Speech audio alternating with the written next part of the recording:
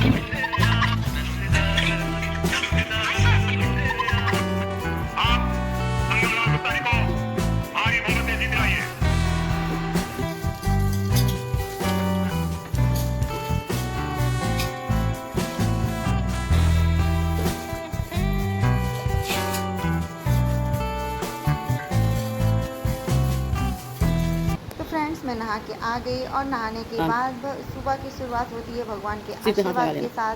तो यहाँ पे मैं लड्डू गोपाल को नहला रही थी।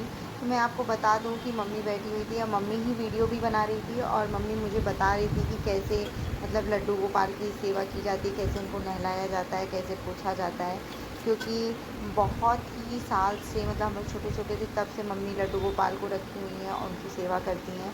तो मैं पहले नहा के आ गई थी, तो इसलिए मम्मी बोली कि तुम नहला धुला दो भगवान जी को। तो मैं ही उनको नहलाई और वस्त्र पहनाई। तो बहुत ही अच्छा लग रहा था लड्डू गोपाल जी की सेवा करके। और मैं बता दूं कि सोनाली नहीं है, सोनाली मायके गई हुई है, तो इसलिए नहीं तो सोनाली सबसे पहले नहा लेती है, वो तो पूजा वूजा कर लेती थी। तो मुझे कभी ऐसा मौका मिला नहीं, लेकिन भगवान का आशीर्वाद ही कह सकते हैं कि मुझे बहुत ही अच्छा लगा कि मैंने भी लड्डू गोपाल की सेवा की मम्मी के यहाँ।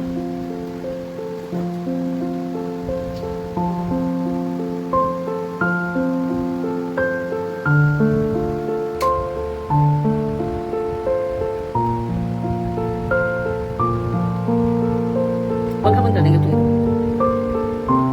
बहुत बहुत बहुत बड़ा बत्ती करेगा।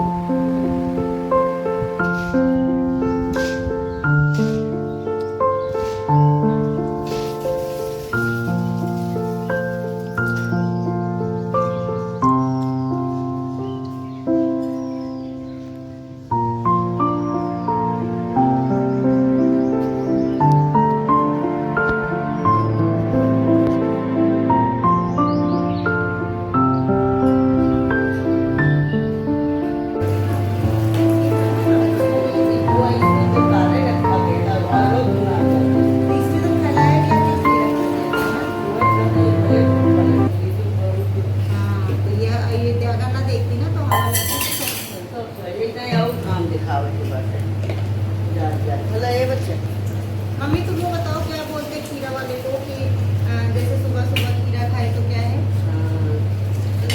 खीरा खाए, खीरा हीरा है, सुबह खीरा हीरा है, दोपहर में खीरा खीरा है और रात को खीरा पीरा है। तो समझे, इसीलिए नाश्ते में यहाँ सब लोग खीरा खाते हैं। तो मैं भी अभी नहा के पूजा करके जस्ट आई हूँ, तो मैं बोली पहले खीरा खा लेती हूँ, क्योंकि मम्मी यही बताती है कि मुझे भी नहीं पता था ये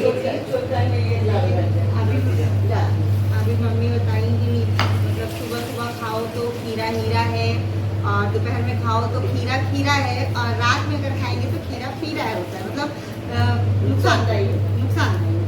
तो इसलिए अभी यहाँ पे तो मतलब वो है कि जैसे सुबह एक बार चाय तो हम लोग पी चुके हैं, उसके बाद अभी फिर खीरा बच्चा मम्मी खाती है, मैं नहा के अभी जस्ट आई तो मैं बोली मैं भी खीरा खा लूँगी, उसके बाद फिर नाश्ता होगा, देखते हैं क्या बनेगा। अभी नाश्ते में कुछ आज डिसाइड नहीं हुआ है कि क्या बनने वाला है, और खीरा छीली के खाते हैं क्योंकि आजकल खीरा कुछ कड़वे आ रहे हैं, और गर्मी के लिए तो खीरा जानते हैं बहुत ही बेनिफिट होता है।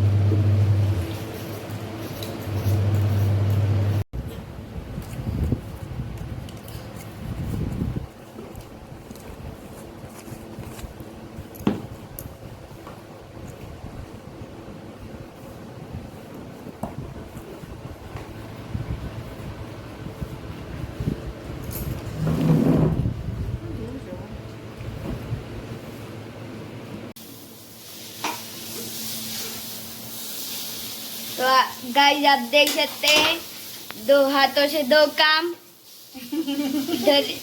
इधर से मम्मी इसको बना रही हैं, क्या उधर बना से रही हो? वो तो नाम तो बता दो। नाम, हाँ, आलू की सब्जी। और इधर सब्जी नहीं है, आलू प्याज बनेगी, कचौड़ी, क्योंकि अंश को बहुत पसंद है। हाँ, और इधर मम्मी आटा भी सान रही है। तो देख सकते हैं आप, एक इंसान 2 काम करते हुए, आपने अगर कभी एक साथ 2 काम तो कर सकते, लेकिन एक साथ अगर आपने कभी ऐसा किया है तो आप कमेंट्स में जरूर बताइएगा। और इधर ये भी देखिए कि आलू हमारी कितनी अच्छी बनी हुई है, भुनी हुई है बहुत अच्छे से। और थोड़ी सी आलू की सब्जी की आलू बच गई थी, तो मैंने सोचा फटाफट नाश्ते में बना देती हूँ। ये हो गया बेटा।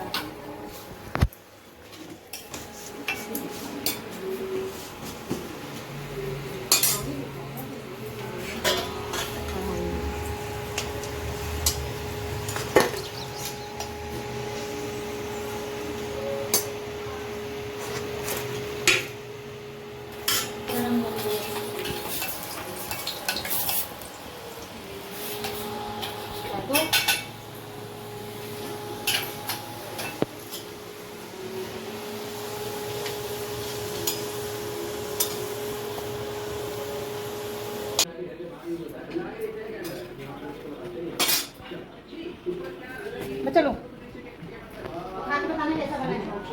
कचौड़ी ये सरप्राइज हो गया ना। कचौड़ी हमारी फेवरेट है।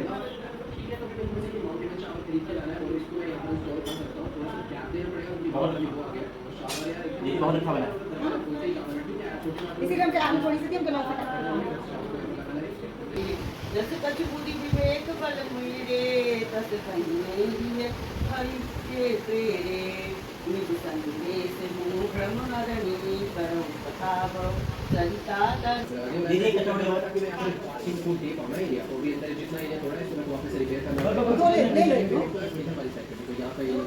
तो फ्रेंड्स यहाँ पे बच्चा ने नाश्ता कर लिया था, उसके बाद मैंने और मम्मी ने भी नाश्ता किया, और फिर मैं लग गई सफाई में। तो बेड तो वैसे भी हमें उठे, हम जैसे सो के उठते हैं तो तुरंत साफ़ कर दें, झाड़ दें, तो हमारा 80% बेडरूम साफ़ हो जाता है। इससे हमारे बहुत ही ज़्यादा टाइम बचता है। लेकिन अगर बच्चे हैं या हस्बैंड है सो रहे हैं, तो आप जब भी बेडरूम में जाते हैं तो चादर जो थोड़ा सा झाड़ दीजिए तो साफ़ हो जाएगा। और उसके बाद जो भी हमारा सामान है, जहाँ मतलब जिसकी जो जगह है उसको उसी जगह पे रखेंगे तो आपका बहुत ही ज़्यादा टाइम सेव होगा।